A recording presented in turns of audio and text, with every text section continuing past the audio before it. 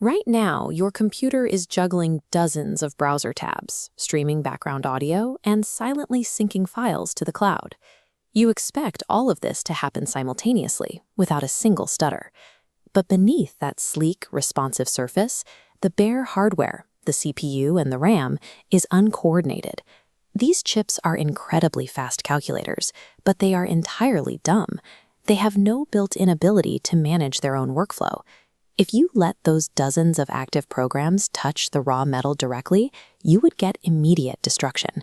They would overwrite each other's data, monopolize the processor until it choked, and permanently corrupt your hard drives in a chaotic free-for-all. To prevent this self-destruction, an intermediary steps in. The operating system acts as the mandatory resource manager, standing as a wall between the software you use and the physical hardware underneath. Modern computing is only possible because the OS manages a constant, invisible defense against system chaos. It maintains control over three physical pillars: processes, memory, and storage. This chart shows how the OS handles the CPU. A process is a program in active execution. To organize them, the OS creates a process control block for each, tracking data like the program counter, scheduling parameters, and memory limits. Using this diagram, we can see that processes never run wild. The OS forces them through a regulated life cycle. They enter a ready queue, are dispatched to a running state, might be pushed into waiting for an input, and eventually exit as terminated.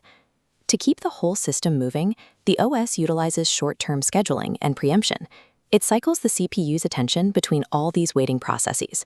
By switching tasks in a fraction of a second, it creates the illusion that every program is executing simultaneously. But high speed brings high risk. If two processes fight for the exact resource at the exact time, you get a race condition, or worse, a deadlock, where both programs wait for the other to finish, bringing the system to a standstill. To prevent these collisions, the OS enforces strict rules like mutual exclusion, ensuring only one process can hold a non-shareable resource at a time. The CPU stays continuously fed, and the system remains functional. Next, the OS manages short-term memory, or RAM. The problem here is scale. Physical memory space is strictly limited, yet modern processes demand massive amounts of room to operate. As this diagram illustrates, the OS solves this using paging. It fractures physical memory into frames and logical memory into pages. The OS links logical pages to scattered physical frames. Look at the numbers across the table. The data is physically fragmented, but logically organized.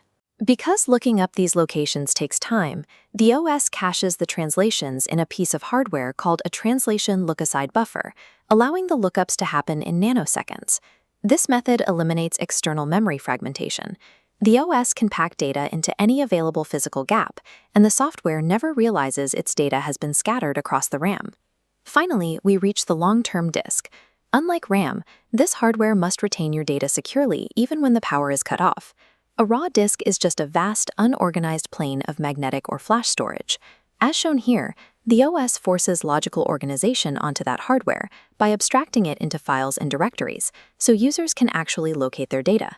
Behind the scenes, the OS tracks empty disk space to prevent data loss.